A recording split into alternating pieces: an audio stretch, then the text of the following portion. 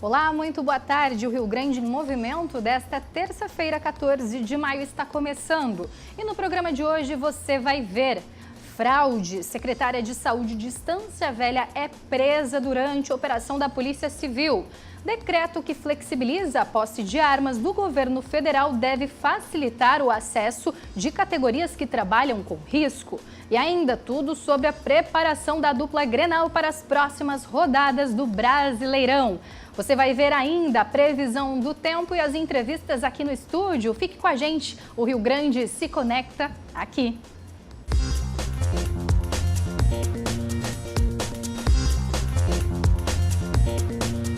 Rio Grande em Movimento. Oferecimento CIE 50 anos. Uma história de infinitas oportunidades. E Timber Móveis sob medida. Sua casa, seu universo. Olá, boa tarde. A secretária interina de Saúde de Estância Velha, no Vale dos Sinos, foi presa nesta manhã em operação da Polícia Civil. Outras 5 pessoas também foram detidas. Os envolvidos são suspeitos de fraudes na saúde. A empresa contratada pela prefeitura do município realizava exames como raio-x, ecografia, ressonância e tomografia. Só que os testes autorizados por médicos que atendem pelo SUS não teriam sido realizados e ainda eram cobrados.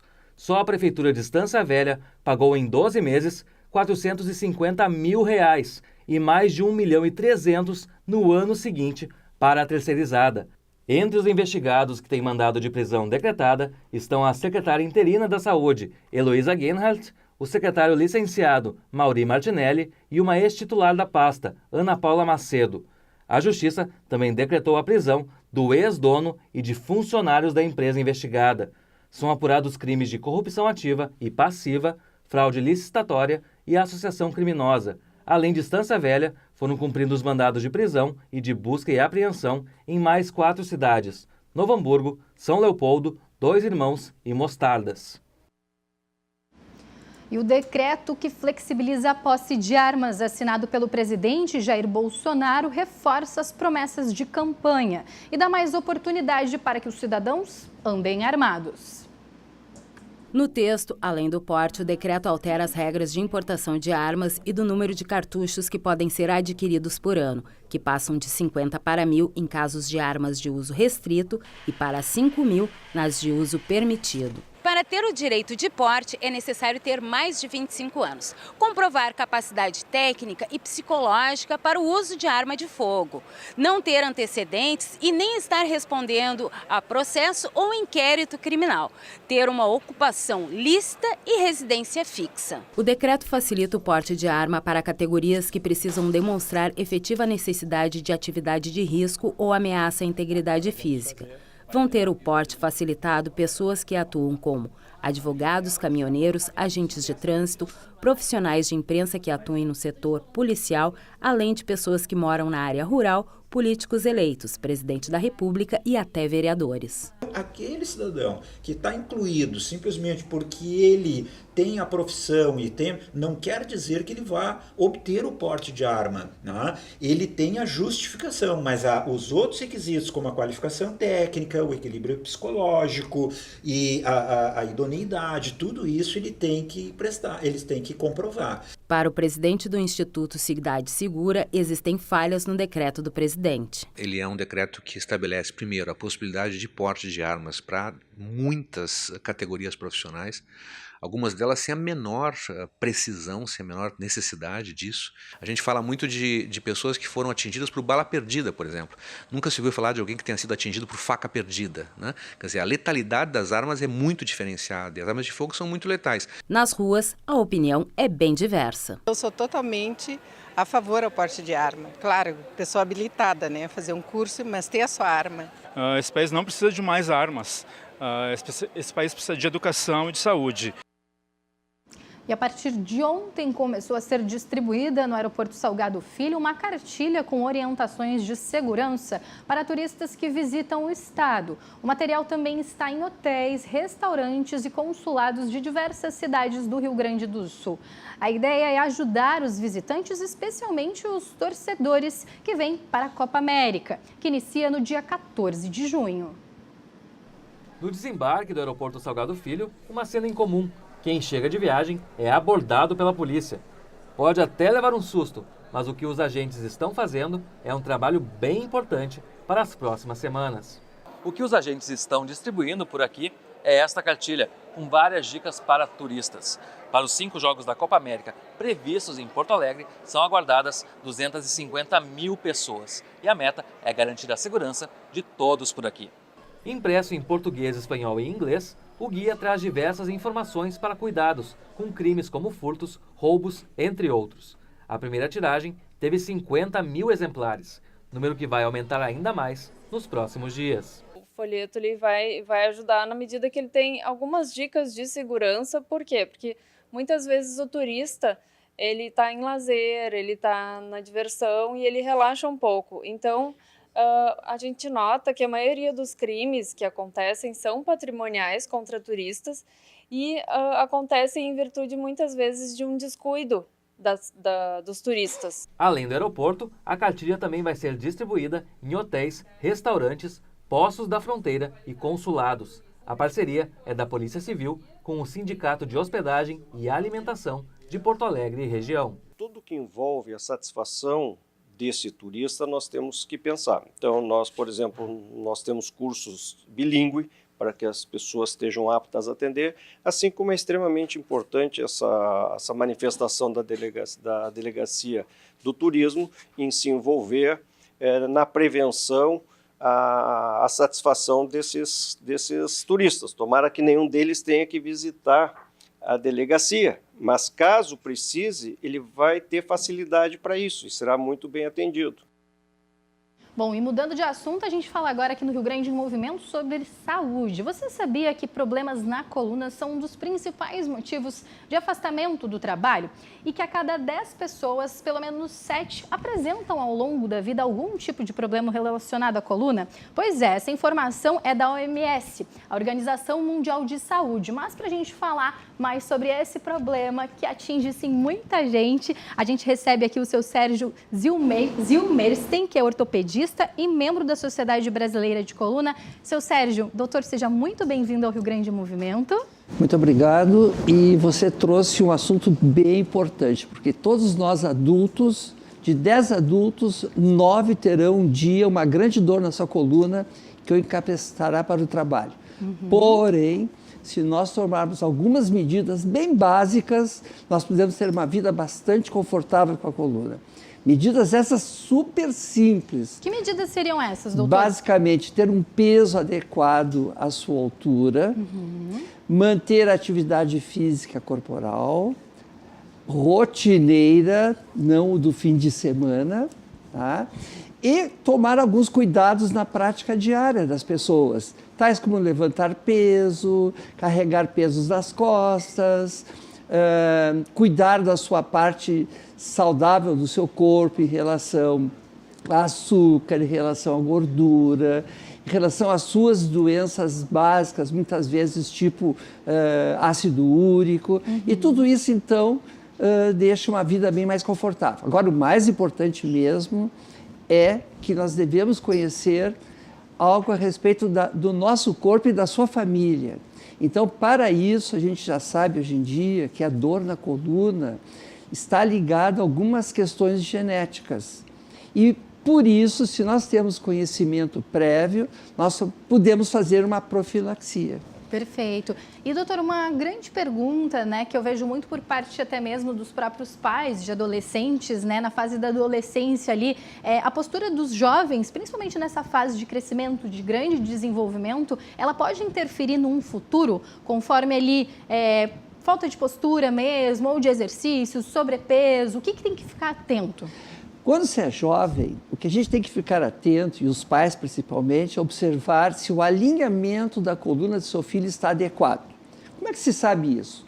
Bom, simplesmente ir à praia, colocar um calção, geralmente os avós até são mais atentos do que os pais, observam se os ombros estão alinhados, se as pernas estão alinhadas e se por um acaso está se desenvolvendo alguma postura anômala na coluna. São duas as mais comuns que pode acontecer.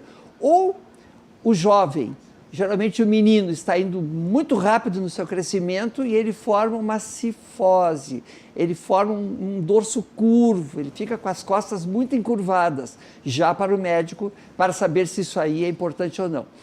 E também nas meninas a questão do aparecimento de um S na sua coluna, ou seja, muitas vezes ele é leve, mas muitas vezes se observa rapidamente. Por quê? Porque esse S que aparece na coluna faz um desnível de braços com o tronco. Mas o mais importante é o seguinte, que os pais precisam saber, não esperem pela dor, porque a dor não é sinônimo de problema. Na maioria das vezes, essas deformidades da coluna, do processo de crescimento, elas não se acompanham de dor. Quando, por um acaso, a criança dizer ou informar que ela está com dor, bom, então aí não tem nem dúvida. A situação já já o bem... médico para saber o que está acontecendo. Porque alguns problemas podem provocar dor, mas são muito específicos, né? O mais importante que tu trouxesse assim à tona é a respeito da deformidade. Então, se alguém observar que o seu filho ou seu neto não está adequadamente como ele acha que deveria ser, precisa de uma avaliação. E as famosas dores no ciático, tem a ver diretamente alguma coisa com a coluna, algum problema diretamente com a coluna ou não? Tem tudo a ver com a coluna, porque o ciático é a dor mais famosa que se origina na coluna. A dor do ciático por si só não quer dizer que haja um grande problema, que exista um grande problema no nosso corpo. A dor do ciático é uma manifestação de algo que esteja ocorrendo e que então significa que ela está comprometendo a estimulação nervosa. O nervo ciático, que parece que é né? Quando a gente fala o nervo ciático, especificamente, ele né, tem doutor? 3 raízes básicas. Sim. Essas 3 raízes, na origem, podem estar comprometidas. E aí, então, provocar essa dor, que ela é clássica, porque ela vem lá da coluna lombar, segue pela nádega, pela parte posterior da coxa, pega a face lateral da perna e vai até o hálux, até o dedão do pé. Essa dor é muito interessante. Quando acontece, ela tem que ser investigada. Por quê? Porque, na maioria das vezes, ela pode estar relacionada com algo no disco intervertebral. O que é o disco intervertebral? É uma estrutura que amortece pressões entre 2 vértebras. Quando você diz assim, estou com dor no ombro, é tão fácil, né? Eu chego a colocar a mão na articulação, no ombro direito. Ou estou com dor no joelho esquerdo. É tão simples. Quando eu digo que estou com dor na coluna, e alguns dizem, estou com dor na coluna da cervical até a lombar, bom, aí a coisa muda de figura. E sobre o uso do celular, né, doutora? A gente sabe que cada vez mais as tecnologias estão inseridas no dia a dia, né, principalmente das novas gerações, e aí é uma grande preocupação, né, que tem toda uma interferência de muita utilização do celular, a má postura, como é que fica? E é real. Isto são as coisas do século XXI. Porque no século XX estavam iniciando o celular. Iniciando esse processo todo, realmente, né? o uso do celular inadvertidamente é uma questão social, né? Problemática. Em relação à coluna cervical, podem surgir dores cervicais pela má postura prolongada, questão visual também, mas a mais importante mesmo, eu acho que nem está na coluna. Sabe onde é que está? Aonde?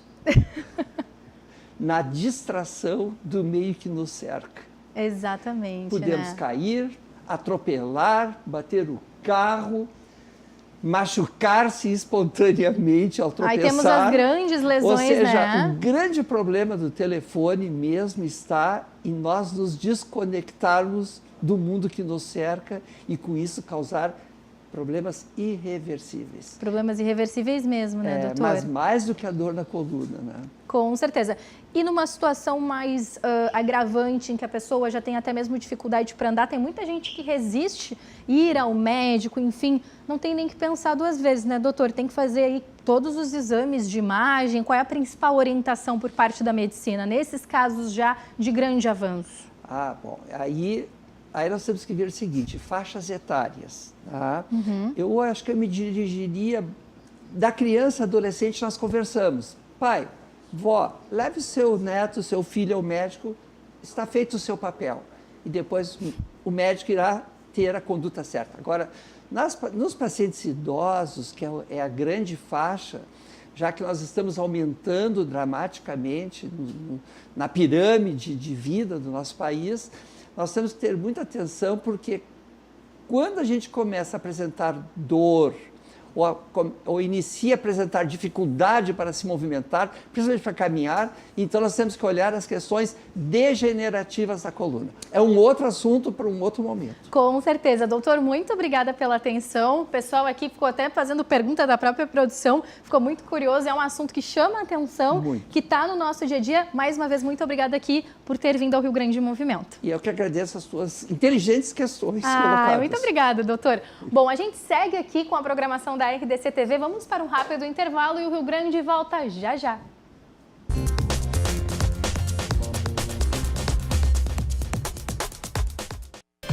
Ribeiro Neto e as verdades da bola.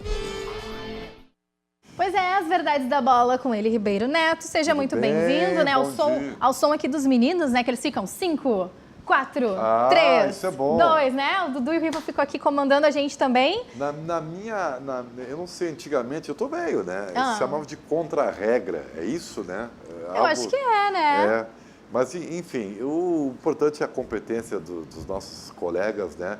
Que fazem essa imagem. E o pessoal do Switch, pelo amor de Deus. Eu quero mostrar ainda todo mundo aqui, ó. Vamos fazer isso. Eu vou pegar todo mundo de surpresa, vou trazer todo mundo pra cá e eu fico ali. Daí a gente fica ali, né, Ribeiro? Beleza.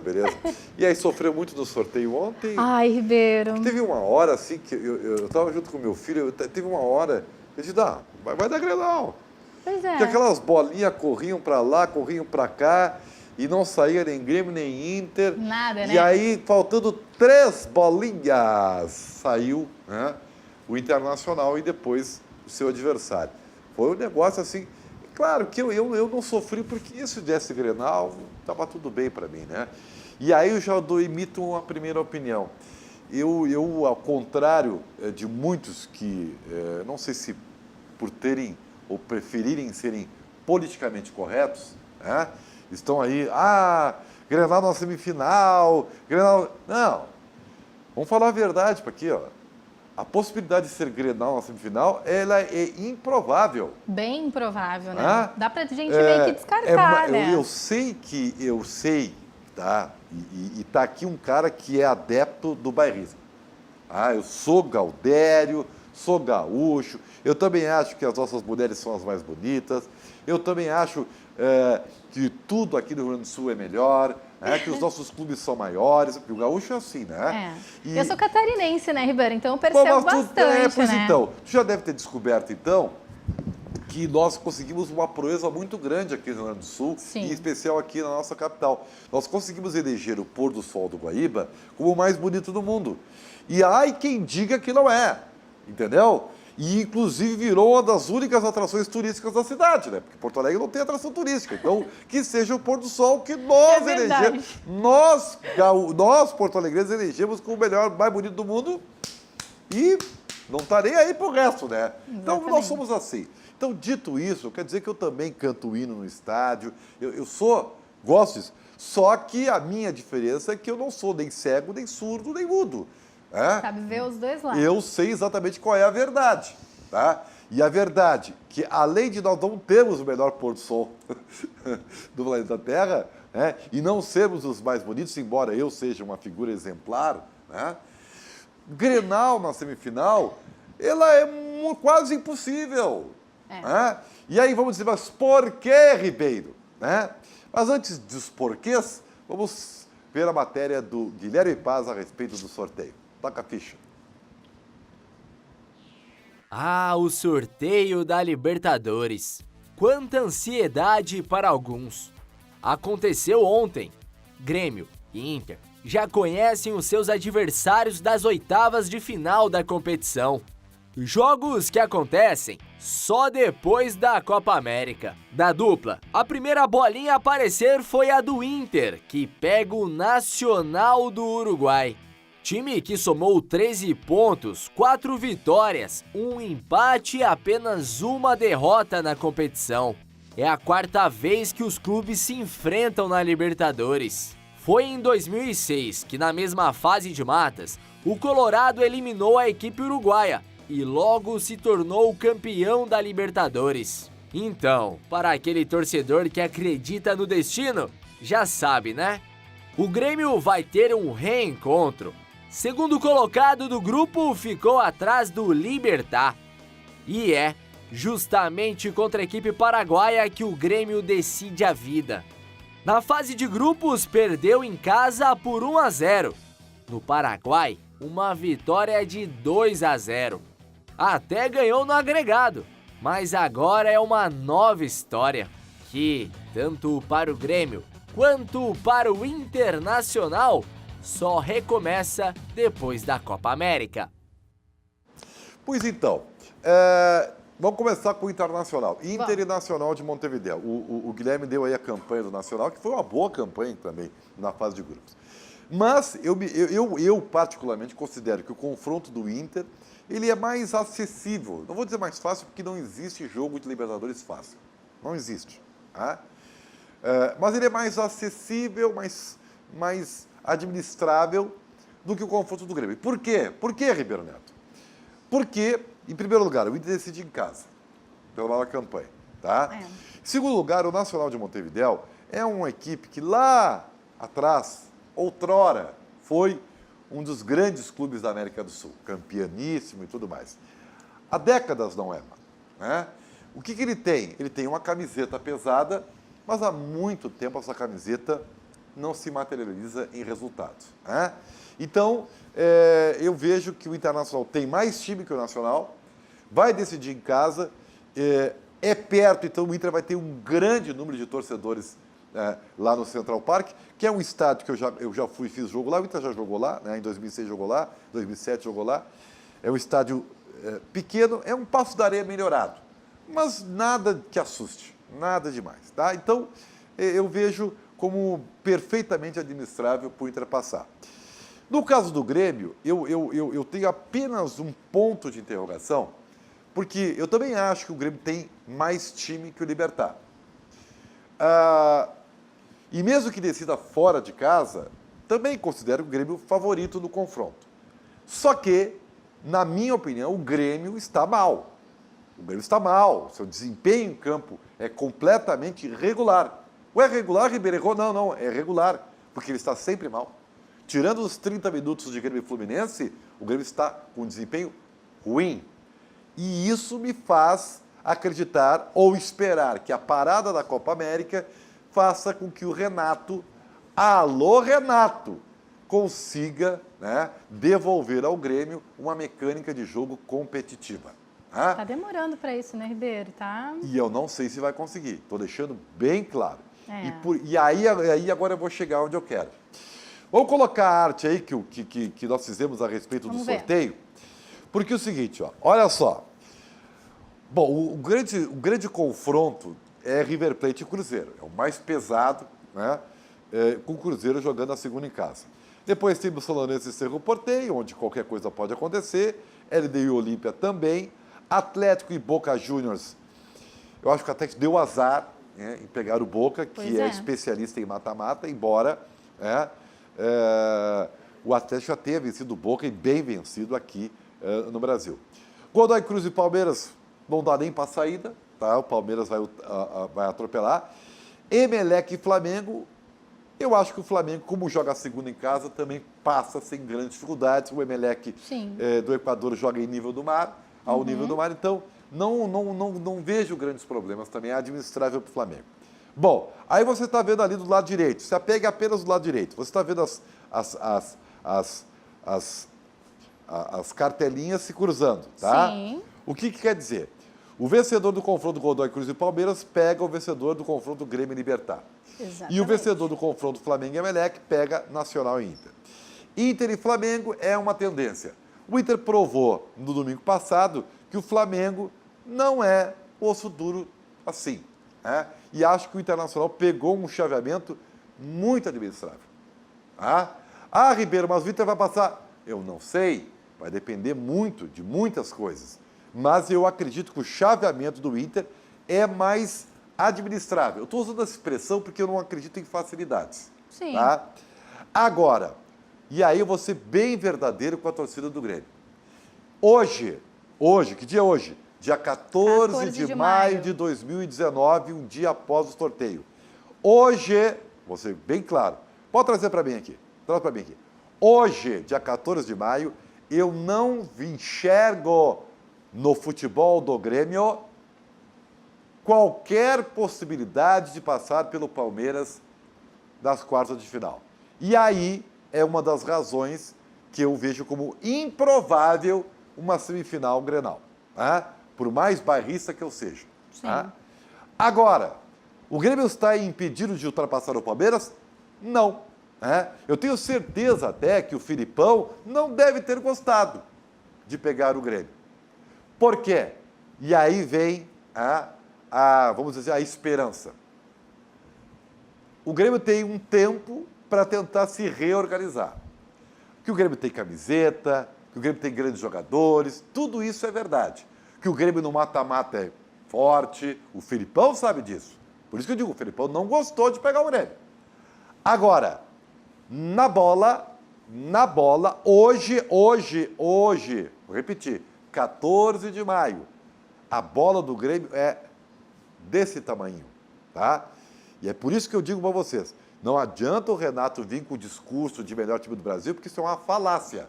E eu não vou deixar você, seguidor, você, telespectador, cair nessa falácia. Não é verdade. O Grêmio, há muito tempo, não é o melhor time do Brasil. Já faz um bom tempo, na verdade, né? Agora, o Renato, e aí por isso que eu coloco no Renato a responsabilidade, não só por tentar reorganizar, mas também para ele provar, nesse momento, que ele é esse técnico bam aí que todo mundo acha e que falam até em seleção brasileira. O que eu acho uma heresia, pensar em Renato para a seleção brasileira. Agora, que o Renato prove, nesse momento, que todo o trabalho que ele fez, elogiável, tá? Campeão, estátua, tudo de bom, merece tudo, beleza? Mas que não foi só porque ele aproveitou um trabalho que foi lhe dado de bandeja pelo Roger e que ele, com competência, é óbvio, soube fazer evoluir. Agora chegou a hora dele, sozinho, sem herança nenhuma, mostrar que ele evoluiu como treinador e fazer desse Grêmio, de novo, um Grêmio competitivo, capaz de, por exemplo, chegar, eu aqui, ou qualquer outro cronista, ou mesmo o torcedor do Grêmio, chegar lá, depois que passar pelo Libertad, vai pegar o Palmeiras? Não, mas esse Grêmio agora é completamente diferente daquele Grêmio do dia 14 de maio, que não tinha vencido uma partida do Campeonato Brasileiro, que é uma vergonha, simplesmente há muito tempo não joga alguma coisa compatível com o que já jogou. Repito, não me engano e você não se engane os 30 minutos de Grêmio e Fluminense, porque aquilo foi uma ilha diante do desempenho do Grêmio na temporada inteira. E o gauchão não serve como qualquer referência, nem por bem e nem por mal. E mesmo que fosse por bem, eu diria que a campanha maravilhosa foi com o time reserva. Estou falando alguma mentira aqui? Não, né? Se você pensar bem, vai ver que eu falo aqui as verdades. Pelo menos as minhas verdades. Com certeza, é só verdade, né? Independente das nossas torcidas, paixões, coloradas ou gremistas, a gente tem que ser realista e trazer aqui as informações de forma clara, justa e com responsabilidade, que é o que o Ribeiro Neto faz aqui. Muito obrigada, Ribeiro. Grande abraço, mais esporte à 1h da tarde do Virando o Jogo com o Rogério Amaral. Então vamos para um rápido intervalo, já? Já voltamos. Valeu. Ribeiro Neto e as verdades da bola.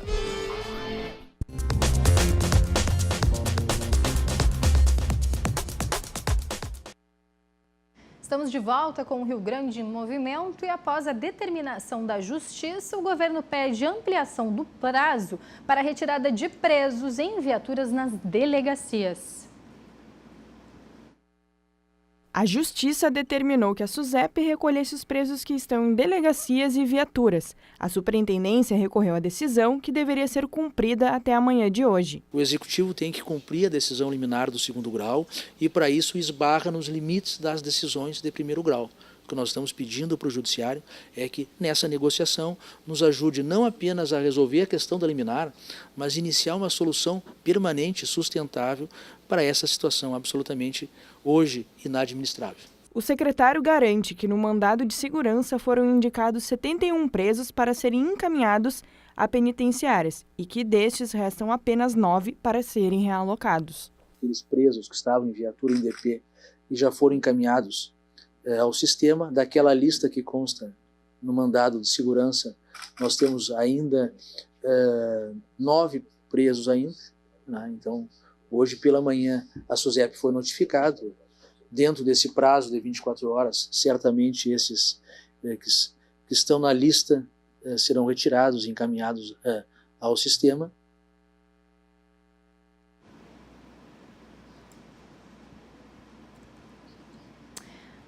E agora a gente segue aqui com as informações no Rio Grande em movimento e mudamos de assunto, porque agora é hora da previsão do tempo. O dia de hoje começou com muita chuva aqui na capital e em várias regiões do estado, mas os detalhes a gente vê agora. Em Canoas, na região metropolitana de Porto Alegre, sol com muitas nuvens durante o dia e períodos de nublado, com chuva a qualquer hora. Mínima de 15, máxima de 21 graus. Em Bento Gonçalves, na Serra Gaúcha, os termômetros variam entre 10 e 17 graus. Sol entre nuvens durante o dia e chuva a qualquer hora. No norte gaúcho, em Passo Fundo, o sol se alterna com períodos de céu nublado, mínima de 11 e máxima de 15 graus. Pelotas, no sul do estado, também tem alternância de sol e períodos de céu nublado, noite com muitas nuvens, mínima de 9 e máxima de 21 graus. Em Santa Cruz do Sul, sol com algumas nuvens. Não chove na cidade do Vale do Rio Pardo, que tem mínima de 13 e máxima de 21 graus. Pois é, o friozinho tá aparecendo devagar. Bom, agora a gente mais uma vez muda de assunto. Você sabia que, de acordo com a 54ª pesquisa salarial, a pós-graduação pode aumentar o salário em até 118%? Pois é. E a oportunidade pode estar aparecendo para você. E quem vai trazer os detalhes para a gente hoje é a Roberta Almeida, que é diretora da Faculdade Moinhos de Vento. Roberta, seja muito bem-vinda ao Rio Grande Movimento. Obrigada. E eu gostaria que tu falasse um pouquinho, né, sobre o funcionamento das bolsas, né, que estão abertas, as oportunidades, como é que funciona. Boa tarde. Boa tarde. Então, como programa de pós-graduação da Faculdade Moinhos, nós temos o programa de incentivo à educação. Esse programa ele visa principalmente modificar as práticas na área da saúde, né, nas diferentes áreas de formação, enfermagem, fisioterapia, nutrição, medicina. E o aluno ali ele tem a oportunidade de concorrer a 2 tipos de bolsas. A bolsa por incentivo à educação por renda familiar, onde nós buscamos incentivar aquele profissional com uma renda de até 2,5 salários mínimos e concorre a uma bolsa integral. E as bolsas por meritocracia, que são relacionadas a provas, relacionadas às questões básicas da profissão e que visam 2 bolsas integrais e 5 parciais de 50%. Com certeza. E 2019 também nós tivemos aí a abertura de 8 novos cursos, né? Isso. Queria que tu falasse um pouquinho sobre essa ampliação de oportunidades mesmo dentro desse segmento da área da saúde, enfim. O nosso principal ponto foi o desenvolvimento do programa de gestão hospitalar. O Hospital Moinhos de Vento ele é reconhecido pela sua ampla gestão e também por sua inserção no mercado de forma bem efetiva.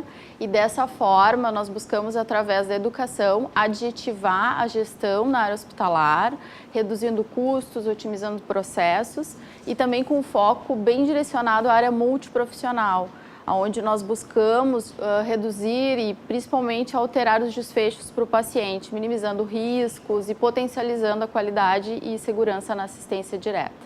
Queria que tu falasse um pouquinho também sobre o funcionamento em si dos cursos, né? A gente tem ali toda a questão de observação, a parte prática, né? Que com certeza é muito fundamental, principalmente nesse segmento, quando a gente fala da área da saúde. Então, os cursos oferecem isso também, né? Isso, o nosso principal diferencial é que o aluno, ele vivencia a prática.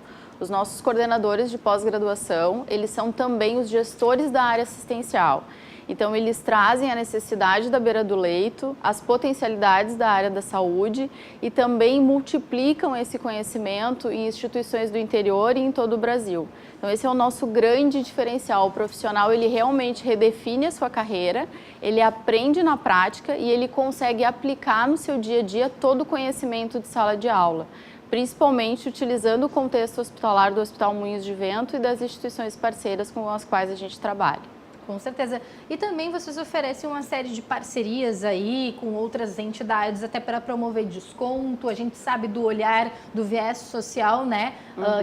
Que o grupo de vocês tem, até mesmo oportunizando essas bolsas para um público de baixa renda. Mas tem toda essa questão de desconto, de investimento que vocês promovem para justamente fornecer aquele atrativo para que as pessoas tenham acesso, né, ao ensino superior, que é uma pós-graduação, mas também com recursos dentro de todo esse contexto econômico, né, que a maioria da classe brasileira aí vivencia, né, Roberta? Nós temos um programa que é o Indique um Amigo, onde nós fizemos um convênio com as instituições hospitalares e instituições interessadas em desenvolver os seus profissionais, e com grupos de até 5 alunos, 5 candidatos, pode proporcionar 25% de desconto na pós. Um dos grandes diferenciais é a facilidade da matrícula. O nosso processo ele é completamente online e o aluno pode, de qualquer área do estado e até do Brasil, acessar as condições e conseguir também participar, né? As aulas elas são quinzenais e mensais.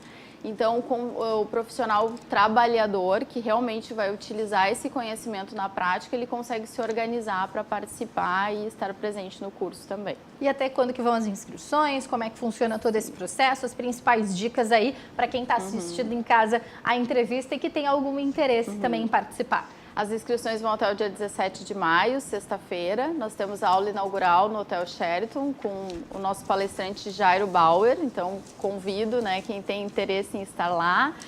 Nós vamos falar sobre carreira, como redefinir a sua carreira num contexto de saúde e também modificar essas práticas no seu contexto de trabalho, né, como fazer isso de uma forma efetiva.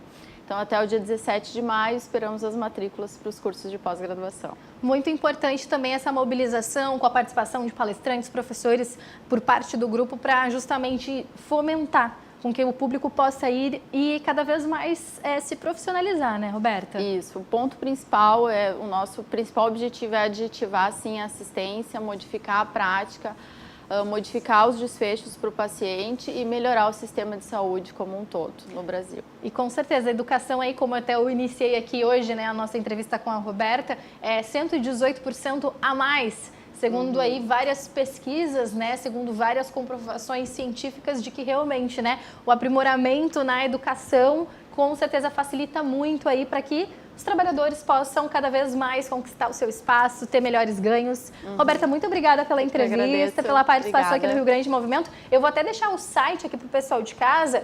Produção, eu não passei para vocês, mas eu vou falar aqui, a nossa live do programa fica gravada, você pode voltar, anotar com calma, mas é muito fácil. É o faculdademoinhos.com.br, faculdademoinhos.com.br, tá, gente? E não se esqueça que além dos canais 24 e 524 aqui da NET, nós temos a live do programa de hoje na página oficial do nosso Facebook, temos todas as informações também no Twitter, no Instagram, também no nosso site oficial rdctv.com.br, então você pode voltar, compartilhar essa ideia com um amigo pelo WhatsApp, lá pelo Messenger, também no Facebook, indicar essa proposta, essa ideia. Roberta, mais uma vez, muito obrigada. Até uma próxima oportunidade.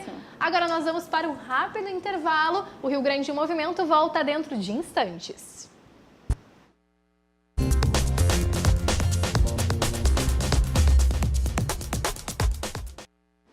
Estamos de volta e foi lançado em Porto Alegre, no Galpão Crioulo Leopoldo Reiser da OAB-RS, a 39ª edição da Coxilha Nativista de Cruz Alta.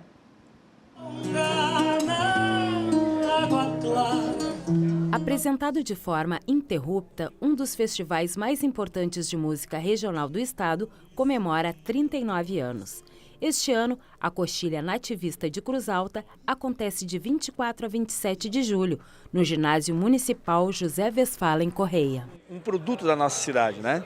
Então, sem dúvida, a Coxilha se tornou, ao longo do tempo, uma grande referência, reconhecida tanto a nível do estado como em alguns países que fazem fronteira com o Rio Grande, onde sempre tem participantes, inclusive, do nosso festival.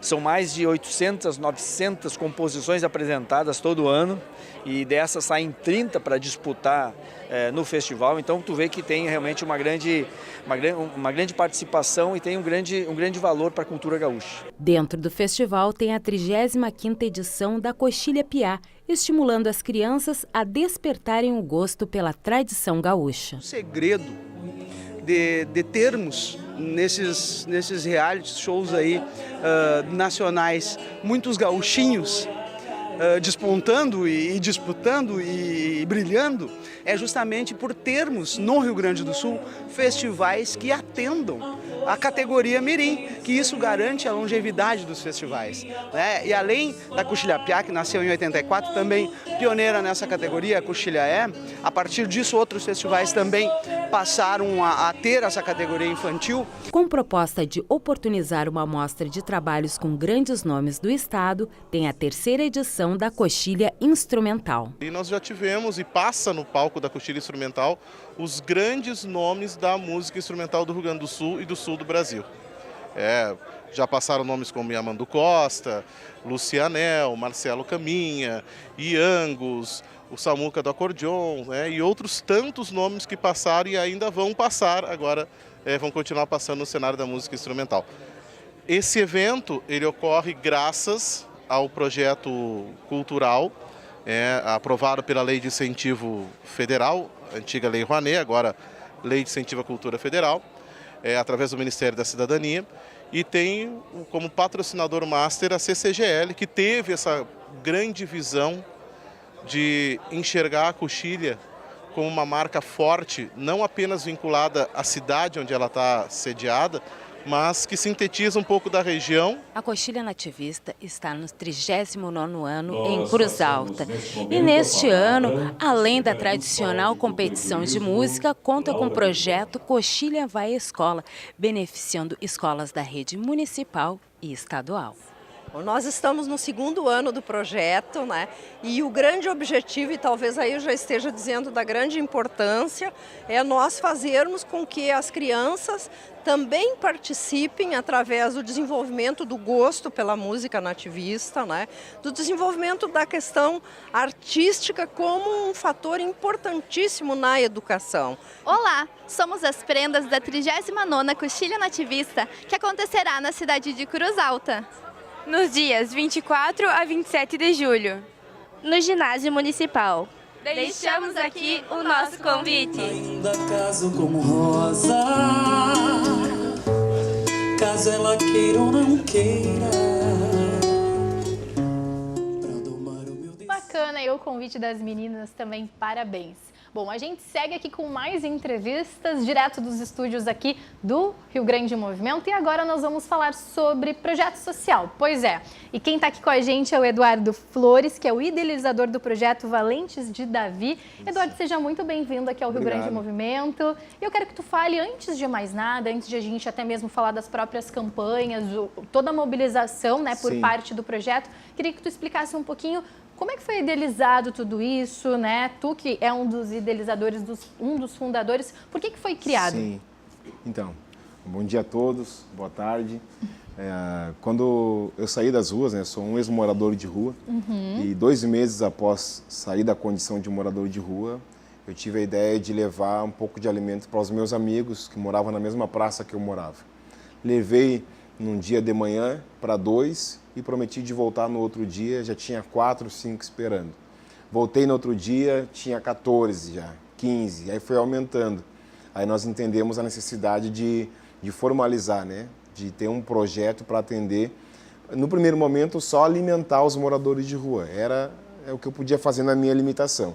Hoje nós atendemos moradores de rua, crianças carentes em 6 comunidades e são servidas aí aproximadamente 2.000 refeições por mês. O projeto nasceu de uma ideia, né, de uma dívida de gratidão que eu tinha com Deus, né, Deus tinha me tirado das ruas, eu queria alcançar mais alguém. Queria até que tu falasse um pouquinho aí sobre esse teu processo, né, de saída das ruas, de um recomeço e de poder ajudar outras pessoas também a recomeçar. Sim, então, eu era um morador de rua muito conhecido aqui em Porto Alegre, né, andava pelas Cracolândias aqui, nas bocas de fumo, andava sempre sujo, sempre de pés descalços, com um cabelo grande, uma barba grande, sempre sujo de fezes, de urina, então todo mundo me conhecia.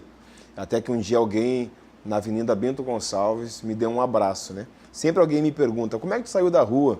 Foi para alguma clínica? Foi para alguma fazenda, algum centro de recuperação? Nunca fui, nunca me internei, nunca me internaram em lugar algum. Eu fui resgatado das ruas através de um abraço, né? E aquele abraço foi o que me transformou, foi o que me mudou.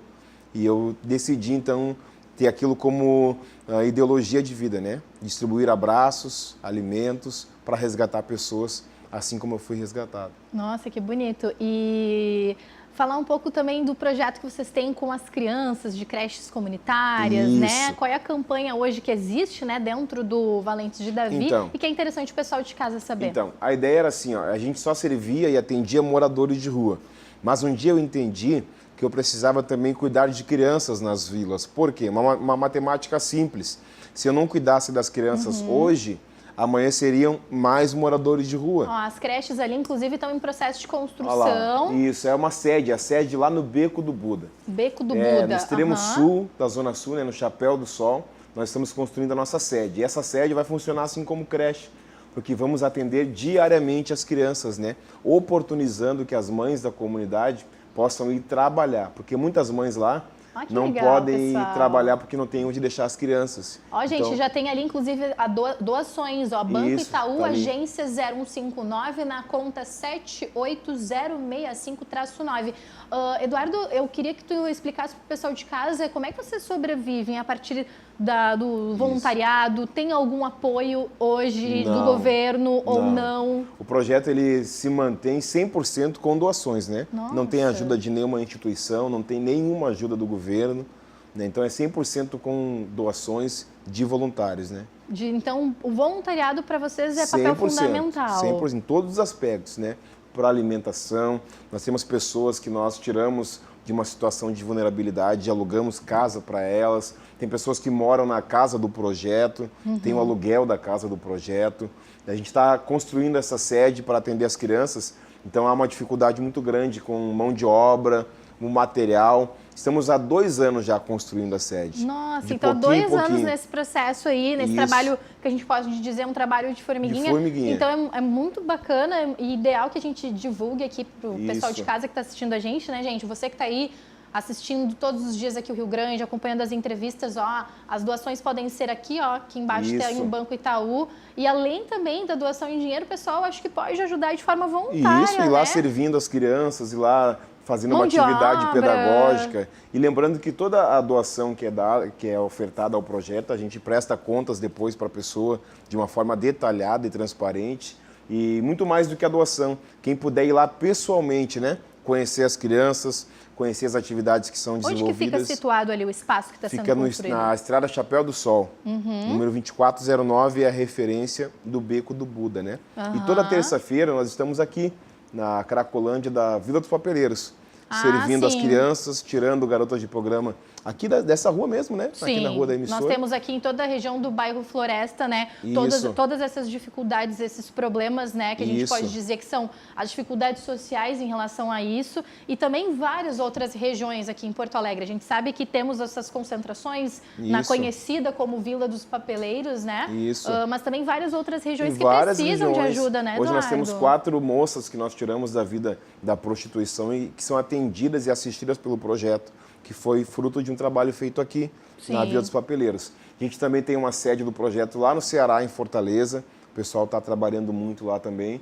Então, quem puder ajudar, principalmente na construção da nossa creche, né? Sim, da nossa sede. Esse trabalho é muito importante porque começa nessa fase infantil, que é onde ainda a gente pode, de alguma forma, fomentar mais esse espírito de mudança, a criança, você tem que um dia ter uma profissão, você Isso tem que mesmo. trabalhar, você tem que estudar, porque infelizmente a gente sabe o teu caso muito bacana, um caso de Sim. superação, mas quantas pessoas, infelizmente, né, já nem estão mais aqui Exatamente. por conta de já estar fazendo esse enfrentamento Isso numa mesmo. fase em que é complicada, Então, né? a gente atende muitas crianças que já com 11, 12 anos estão ingressando nas drogas já, Isso. na prostituição, nos vícios. E a nossa ideia é atacar o mal pela raiz, né? Claro Atendendo as que a crianças. esperança eu acho que é sempre a última que morre, mas na fase do infantil mesmo, né, Eduardo? Isso mesmo. Como diz outro assim, é poder voltar, né? Isso, dá E tempo de resgatar. moldar ainda o caráter das Com crianças. certeza. E o coração da criança é de quem chegar primeiro, né? E graças a Deus a gente está chegando antes do tráfico de Com drogas. certeza. Se Deus quiser, vai dar tudo certo. Beleza. As doações ali no Banco Itaú, tá, gente? Tá aqui embaixo o endereço mais uma vez. Eduardo, muito obrigada Muito pela obrigado. participação. Eu que agradeço. Quero te agradecer, até Valeu. vou te cumprimentar Tá aqui ao bom. vivo, tá? Amém.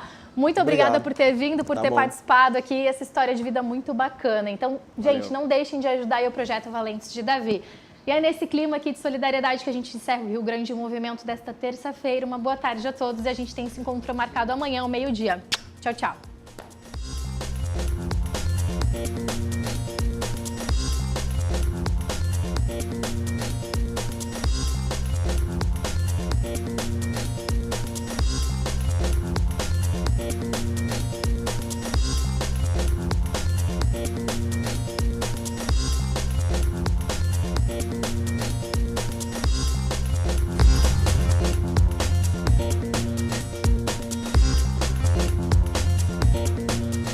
Rio Grande em Movimento. Oferecimento CIE 50 anos. Uma história de infinitas oportunidades. E Timber Móveis sob medida. Sua casa, seu universo.